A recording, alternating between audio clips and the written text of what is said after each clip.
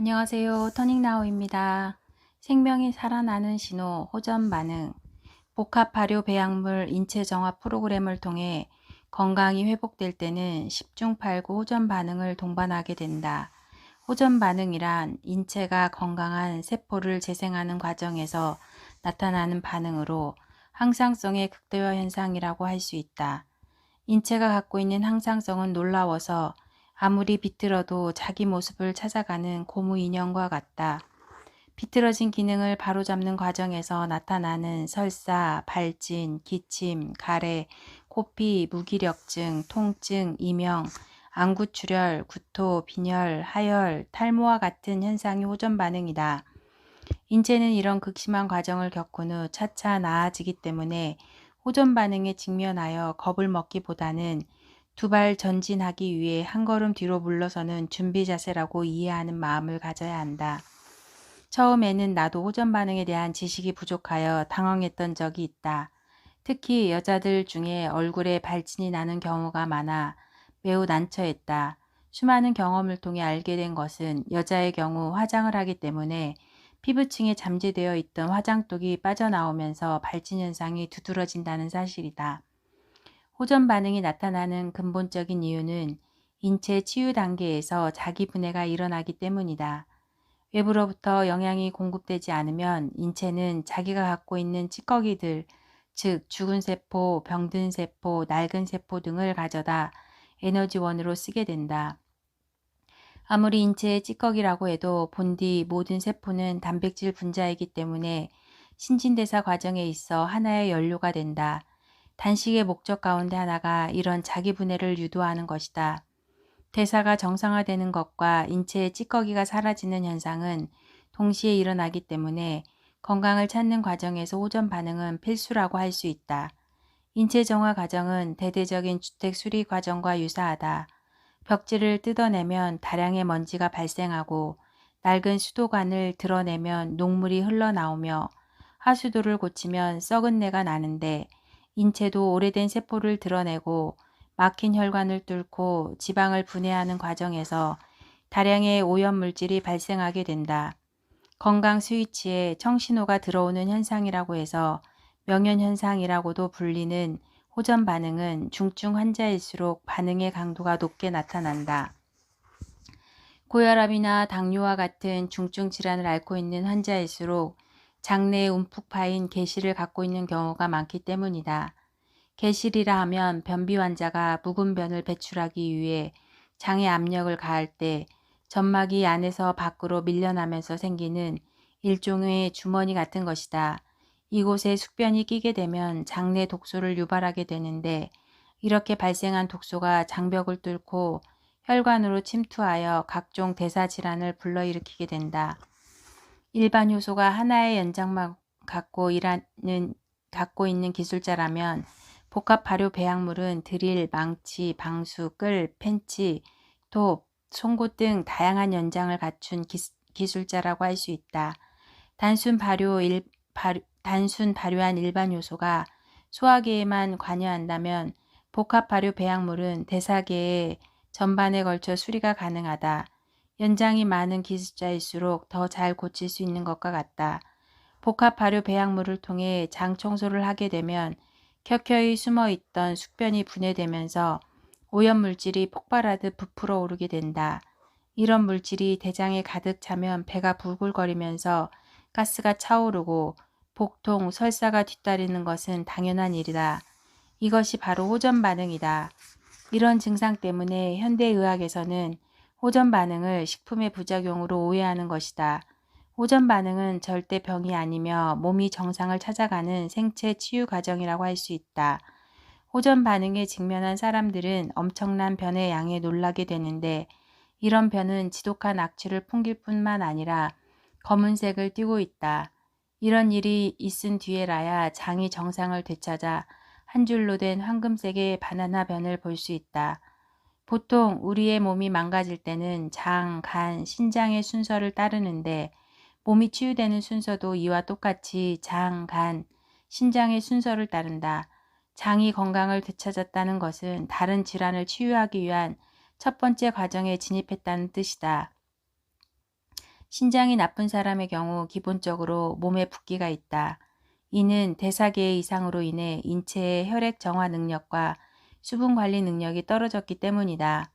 신장이 좋지 않은 사람이 복합 발효 배양물을 복용하게 되면 호전 반응을 통해 얼굴, 다리 등이 더욱 부어오르게 된다.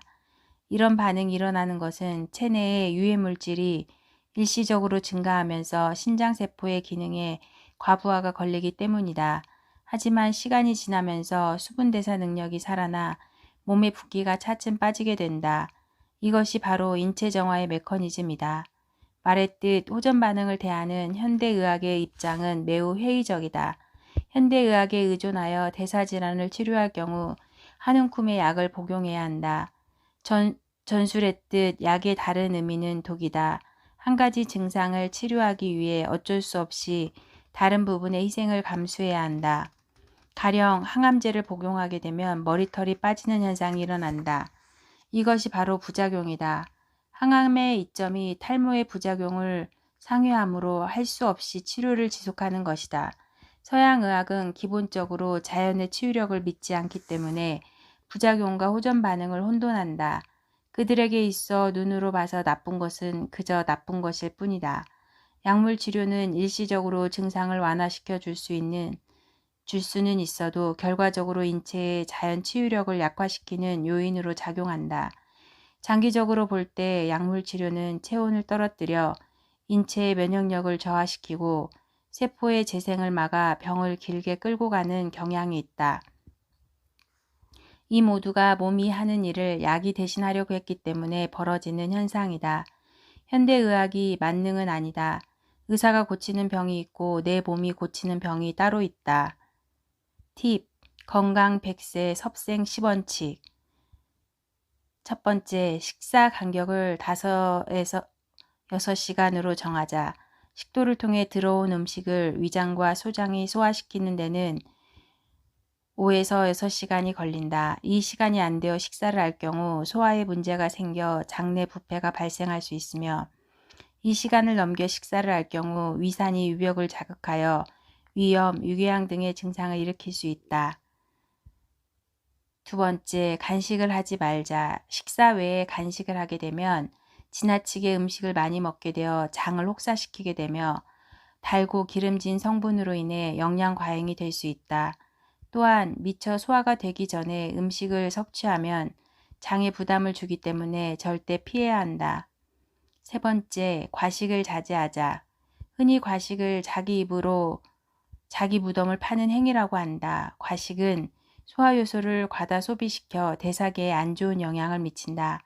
식생활이 유전자를 결정한다는 말이 있듯이 소식을 하게 되면 본인 건강에 좋은 것은 물론 자식에게도 좋은 습관을 물려줄 수 있을 것이다. 네 번째, 야식을 삼가자. 잠자기 전 4시간 전에는 위장을 비워두어야 한다. 인간이 잠자는 동안 인체는 몸을 치유하는 일에 들어간다. 자는 동안에도 소화를 시키는 일을 해야 한다. 인체의 재생력은 자연히 떨어지게 된다. 다섯 번째, 단순하고 다양하게 먹자. 인체의 소화계는 복잡한 음식을 동시에 소화시킬 능력이 없다. 뷔페에 다녀오면 유난히 속이 더부룩하고 기분이 좋지 않은 것을 경험했을 것이다. 한 끼에는 5가지 이내로 식품의 종류를 제한하는 것이 좋다. 우리네 서민의 식단은 대대로 삼첩반상이 기본이었다. 밥과 국을 뺀 3가지 반찬을 기본으로 하는 것이 소화에 유리하다는 것을 알고 있었던 것이다. 대신 끼니마다 메뉴를 바꾸어 영양학적으로 부족함이 없게 해야 할 것이다. 여섯 번째, 가공식품을 피하자. 식품은 가공 과정에서 귀중한 영양소를 잃어버리게 된다. 백미보다는 현미를, 정제 밀가루보다는 통밀을 먹자. 과일은 껍질째 먹고 멸치는 통째로 먹어야 한다. 또한 가공 과정에서 첨가되는 화학 합성 물질로 인해 인체에 독소가 쌓일 수 있으므로 자연식을 하는 것이 좋다. 일곱 번째, 음식을 꼭꼭 씹자. 저작은 소화의 첫 단계로서 음식을 꼭꼭 씹게 되면 내용물이 잘게 부수어져 소화되기 쉬운 상태가 될 뿐만 아니라 침샘, 위장, 소장에 신호가 전달되어 22가지 소화효소의 분비가 원활해진다. 건강한 사람의 경우 30회, 환자 50회, 중환자 100회 이상 씹어야 한다. 8번째, 육류를 자제하자. 육류는 장내에서 유해균이 쉽게 증식하여 장내 부패의 주요 원인이 된다. 단백질은 콩류를 통해 보충하면서 채소, 해조류, 버섯 등을 충분히 섭취하면 비타민, 미네랄, 항산화제, 식물화학 물질, 글리코 영양소 등의 미량의 영양소가 보충되어 유익균 향상과 장내 부패 방지, 면역력 향상, 혈액 정화, 활성산소 제거 등으로 인해 최적의 건강 상태를 유지하는 데 도움이 된다. 9번째, 야식을 했을 경우에는 아침을 굶는다. 아침은 가급적 먹는 것이 좋지만 야식을 한 뒤에는 입맛이 없다. 이럴 때는 아침을 굶음으로써 소화기에 휴식을 주어야 한다. 10번째, 감사하는 마음으로 먹자. 스트레스는 소화기관으로 가는 혈액량과 소화효소의 생산을 감소시켜 소화에 나쁜 영향을 준다. 음식을 먹는다는 것은 자연의 혜택을 입는 일이다. 먹을 수 있음에 감사한다면 모든 음식이 맛있게 느껴질 것이다. 아울러 평소에도 자신과 타인의 결점을 받아들이고 용서하는 자세를 갖도록 하자.